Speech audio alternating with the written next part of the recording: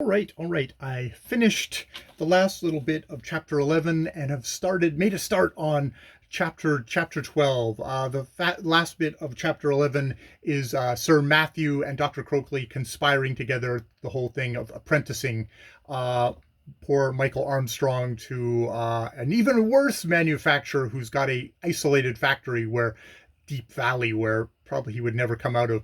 But they say, oh, we've got to make sure we've got indentures on him. Basically a way of fiscally, like if Michael Armstrong ran away, they'd have the law on him to drag him back. So he truly would be imprisoned and trapped. And they agree to this.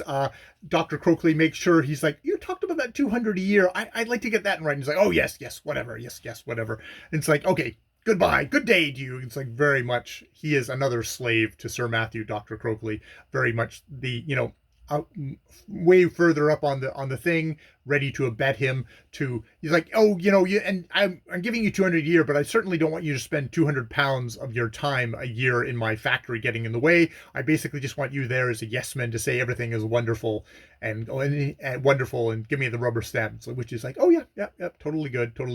And oh yeah, don't say anything about what I've told you about between me and Elgood Sharpton about our nefarious manufacturer plans. It's like, oh, of course I wouldn't. Of course I wouldn't.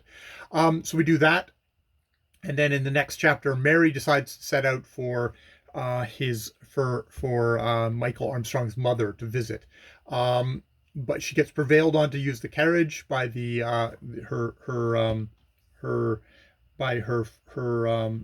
her companion now, Nurse Tremlett, Miss Tremlett.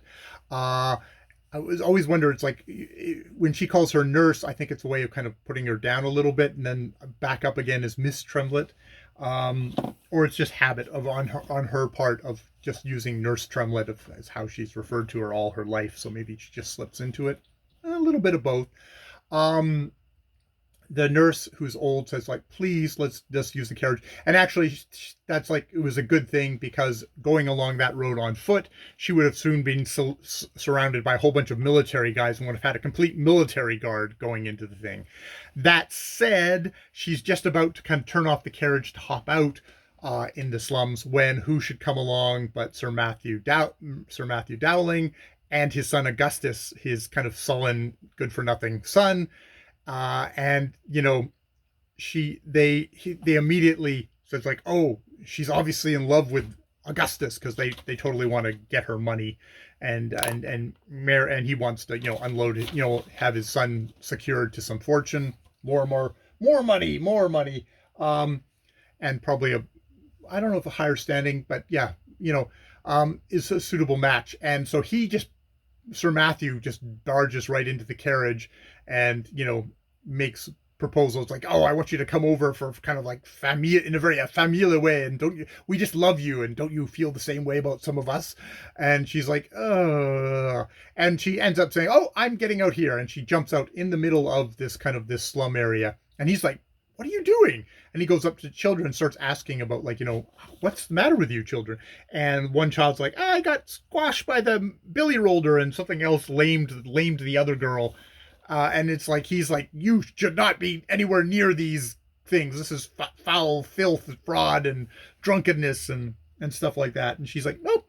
No, I'm going to have my own way. I'm an heiress. I'm probably a spoiled child, but you must let me have my way, and follow me, or let me go. And so she takes each child by the hand and goes into the hut, where she looks around and goes, oh man, it really is filthy. There could be infection under here, and who knows if drunkenness and other stuff, and drunkenness and fraud and drunkenness might not enter the moment after to complete the group. So Mary is bowling along. She is brave.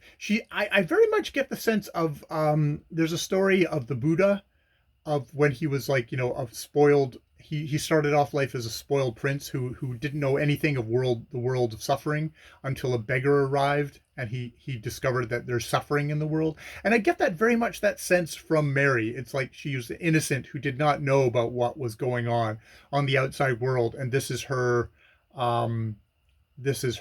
voyage of some sort of getting to know about the suffering in the world and the kind of the true underbelly of her own society. something I can appreciate as a sheltered middle class white guy, even an older middle class white guy. Yeah, yeah. So that's where we're at right now. More videos later as we continue along this very full month.